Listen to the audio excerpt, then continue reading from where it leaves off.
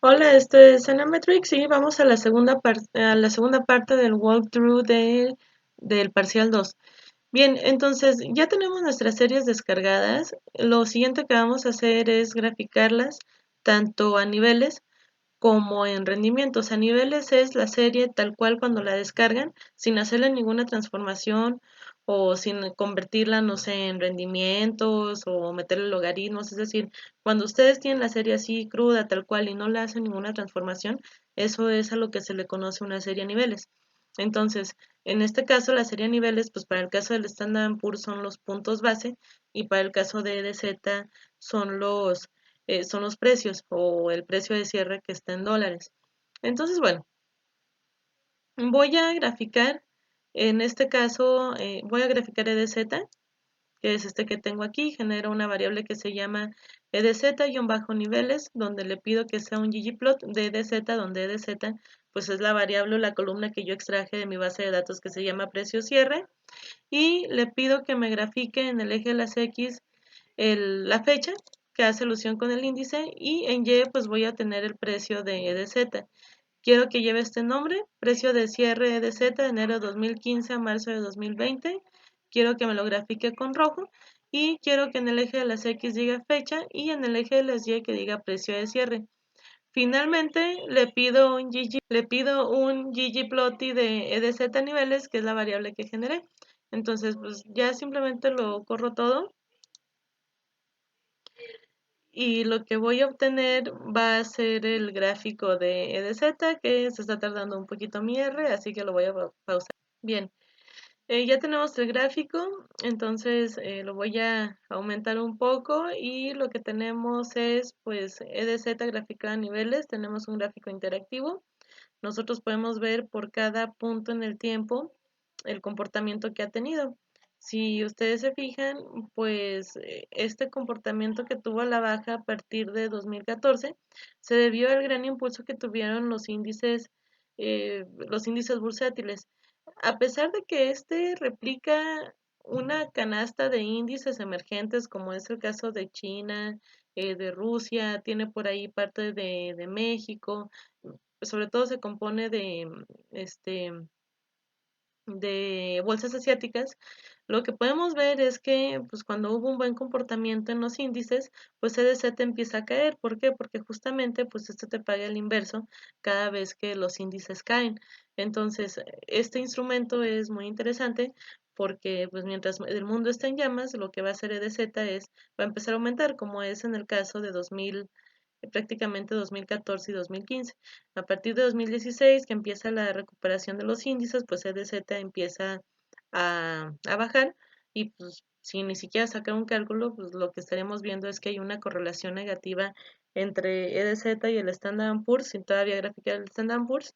Y pues finalmente vean cómo tenemos aquí una alza de EDZ en los últimos meses y pues esto se debió a la volatilidad que hubo ahora en los índices. Recuerden que muchas de las bolsas tuvieron que cerrar debido tanto a la pandemia como al problema con los energéticos y pues esto obviamente le benefició a EDZ porque pues EDZ, insisto, paga el inverso.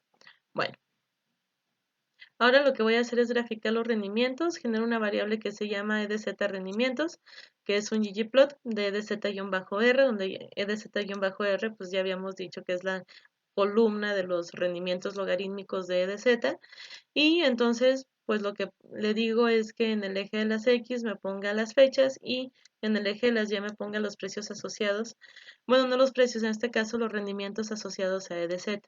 Entonces pues igual lo vuelvo a correr. Y aquí hay una diferencia con este gráfico, se le añade esta escala continua en donde se pide que esté en términos porcentuales para que podamos ver los rendimientos. Y bueno, aquí hay algo muy similar. Tenemos los rendimientos de EDZ. Bueno, estoy viendo que dice IPC, pues ahorita corregimos el título. Eso es muy importante que los títulos también vengan pues asociados al instrumento financiero que ustedes están analizando. Y lo que obtenemos en los rendimientos es este proceso de reversión a la media. Vean cómo a pesar de los rendimientos que se registran, pues siempre tenemos este proceso de reversión. Y aquí lo que tenemos es una volatilidad muy fuerte y pues justamente tiene que ver con los últimos movimientos o con las últimas caídas que tuvieron las bolsas. Pues esto provocó que EDZ en un solo día llegara a pagar rendimientos prácticamente del 30%. Entonces, pues es una locura. Un instrumento que te paga 30% en un solo día, pues es increíble cuando estás dentro de él, pero también así como te puede pagar un rendimiento del 30%, así se te puede caer cerca de 25% en un solo día. Y pues perder 25% de tu inversión en un día o de tu portafolio también es una verdadera locura. Entonces, bueno, es como la gracia que tiene este instrumento. Voy a cerrar el gráfico. Voy a cambiarle el nombre de una vez. Ahí dice IPC en rendimientos. En este caso es EDZ. Pues estaba haciendo algunos ejercicios con el IPC en, pues en otro código, pero bueno, ya una vez que lo vuelva a correr, ya se cambia el título. Ok, aquí tenemos una gráfica que me permite combinar los rendimientos tanto de EDZ como del Standard Poor's. Los voy a correr aquí arriba. Bueno, voy a correr primero el del Standard Poor's en rendimientos, porque pues de otra forma no me va a reconocer el gráfico combinado. Y si se fijan, le digo que mi variable de rendimientos es el gráfico que me grafique los precios guión bajo log, que son los rendimientos logarítmicos, que me ponga en el eje de las X las fechas y que me grafique con colores diferentes los rendimientos tanto del Standard Poor's como de EDZ. Insisto, para el caso del examen, pues solamente hay que hacerlo con el ETF, pero pues cuando yo grafico dos rendimientos o cuando yo contrasto el rendimiento de mi instrumento contra el índice bursátil, lo que vamos a encontrar es, por ejemplo, el del Standard Poor's es el que está con azul y el de EDZ es este que está con naranja. Pues lo que estamos viendo es que los rendimientos, por ejemplo, del Standard Poor's, aquí pueden elegir la doble etiqueta que permite ver los rendimientos simultáneamente de ambas variables. Y lo que podemos encontrar es lo siguiente, por ejemplo, ven en este punto. En este día que fue el 9 de septiembre de 2016, EDZ pagó un 9% y el Standard Poor's estaba cayendo 2.48%.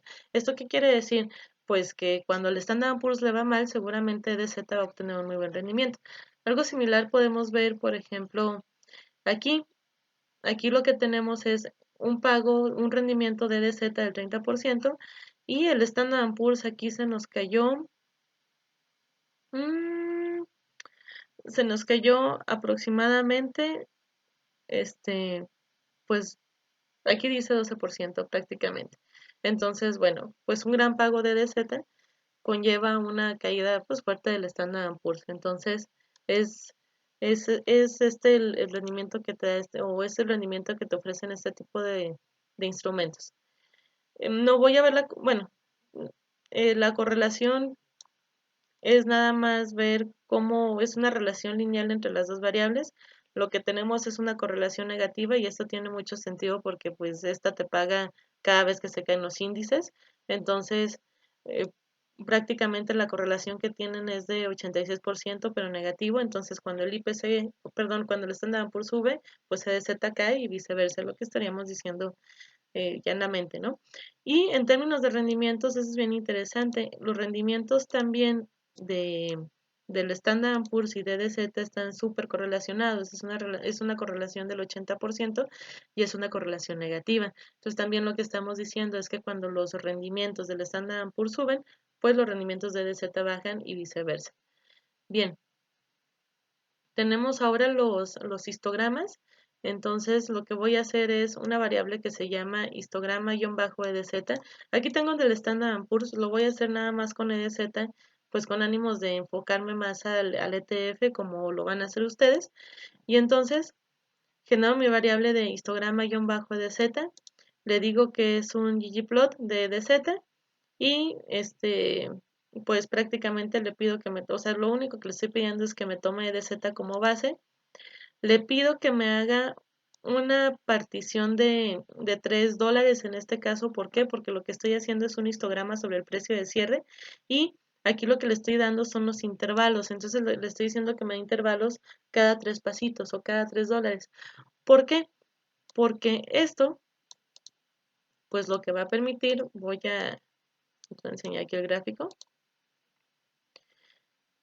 lo que va a permitir es que yo pueda obtener un histograma que me permita ver pues de la mejor forma la distribución. Si yo, por ejemplo, le diera bandas más grandes, vamos a suponer que se las diera de 100, lo que me estaría haciendo serían intervalos cada $100.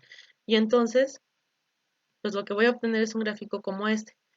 Un gráfico en donde en 4 barras me va a aglomerar todos los precios.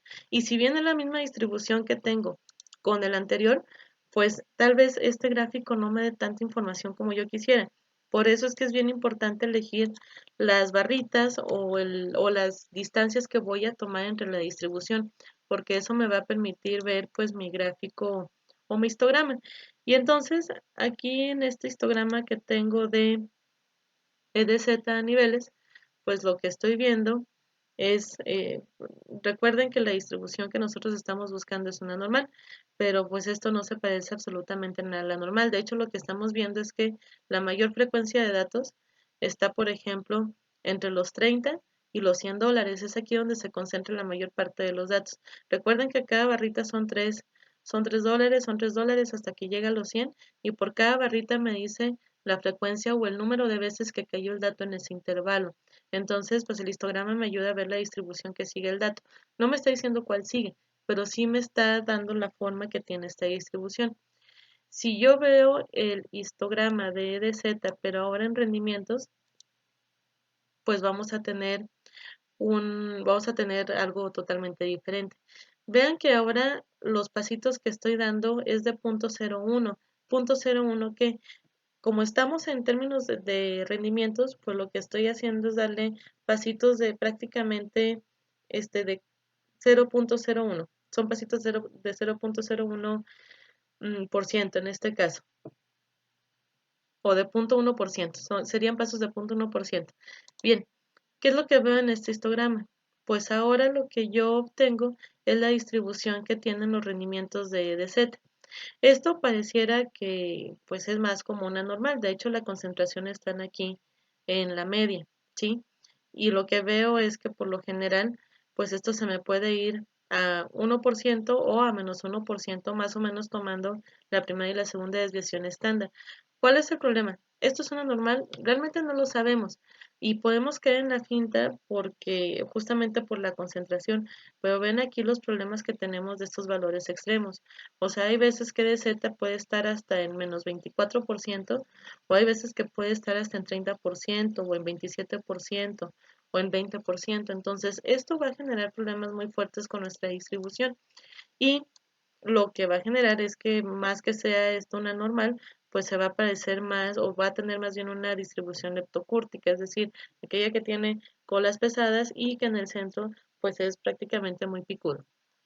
Bien, mm, voy ahora a graficar, por ejemplo, si ustedes quieren graficar las dos, lo que pueden hacer es sustituir esta parte del código, en lugar de poner el histograma del Standard & Poor's, pues lo que voy a poner es el histograma de EDZ a niveles y el de EDZ en rendimientos, los corro. Subplot me permite hacer más de un gráfico en una sola fila de objetos ggplotting o de objetos plotting más bien, y lo que obtendría sería lo siguiente. Tengo en un solo gráfico el histograma de EDZ en rendimientos y el histograma de EDZ, perdón, a niveles y el histograma de EDZ en rendimientos. Y entonces, pues esto me permite hacer en la redacción una comparación más precisa de lo que está pasando con EDZ. Bien, ahora nos vamos a los gráficos cuantil-cuantil. Los gráficos cuantil-cuantil, recuerden que esta información ya está en los videos de dónde salen, qué significan, cómo se interpretan. Ahora lo que voy a hacer es mi gráfico cuantil-cuantil de EDZ. Genero una variable que se llama EDZ-QQ, en donde pues le pido que me haga un plot de EDZ. Esta parte del código es lo que me permite precisar que sea un ggplot. Le pongo este título, en el eje de las X van a estar los cuantiles teóricos y En el eje de las Y pues van a estar las muestras de cuantiles. Voy a graficarlo. Bueno, lo voy a correr. Vamos a ver cómo se ve esto.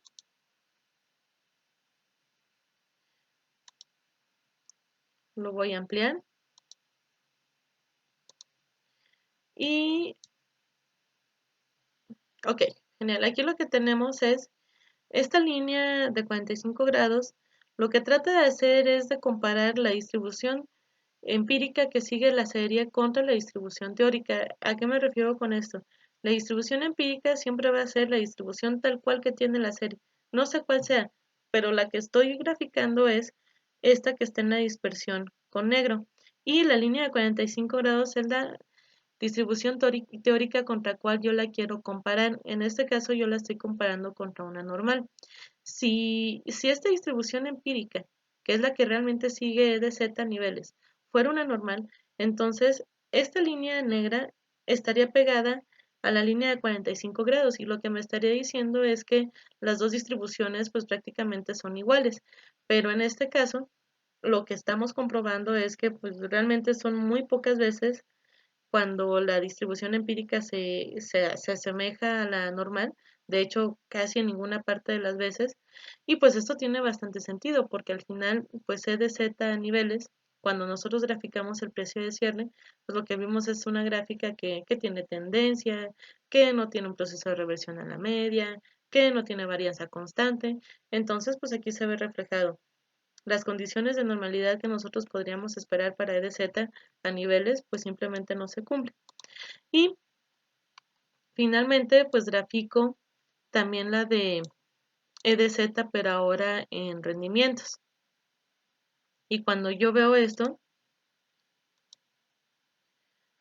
este sería el cuckoo-plot de E de Z en rendimientos, tenemos algo muy interesante. Vemos que ahora los rendimientos sí se apegan un poco más a la normalidad, o mucho más, al menos aquí en media. Y esto tiene sentido porque los rendimientos pues justamente tienen ese proceso de reversión a la media a pesar de la variabilidad o volatilidad o dispersión que tengan. El problema lo vamos a tener aquí con los valores extremos. Si se acuerdan, pues hay puntos en donde E de Z da un rendimiento hasta del 30% y hay otros donde te da una pérdida hasta del 24-25%. Justamente estos valores extremos son los que provocan que los gráficos cuantil-cuantil empiezan a alejarse, bueno, que las colas empiezan a alejarse de la distribución que nosotros estamos persiguiendo, que es la normal. Entonces, empíricamente, pareciera que sí hay concentración en la media, pareciera que sí hay normalidad, pero el problema siempre lo vamos a tener aquí en las colas. ¿Por qué? Porque pues justamente estos valores atípicos o estos valores en donde hay mayor dispersión provocan que las colas de la distribución pues se alejen de la normalidad. Y es ahí donde pues muchas veces están los desafíos para empezar a corregir los modelos. Y bueno, finalmente voy a cerrar este gráfico.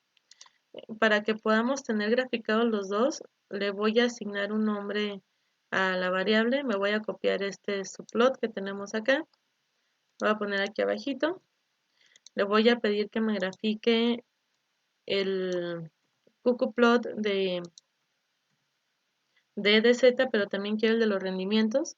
Y como todavía no tengo una variable generada para este gráfico, simplemente le voy a pedir que se llame edz-qq-r. No puedo ponerlo igual como estaba en el anterior porque se me sustituiría el que tengo a niveles. Entonces lo corro y ahora sí, copio este de aquí, lo agrego a mi subgráfico, lo corro y entonces lo que obtendría sería el gráfico cuantil-cuantil, tanto a niveles como en rendimientos. Entonces aquí tendría los dos. Y pues lo que me va a permitir el subplot también es que cuando ustedes hagan la publicación en RPUBs, van a poder checar por cada punto o por cada punto de dispersión cuál es el valor asociado a, por ejemplo, el cuantil teórico y realmente cuánto es lo que vale o cuál es la distribución real que sigue la serie. Ahora, nosotros por lo general contrastamos siempre contra una normal, pero pues también R te permite contrastar contra otro tipo de distribuciones. No sería ahorita el caso porque pues prácticamente toda la econometría, al menos la tradicional, o la paramétrica pues se basa más que nada en la normalidad y una vez que nosotros podamos dominar eso ya nos podemos extender a otro tipo de distribuciones. Esta fue la segunda parte.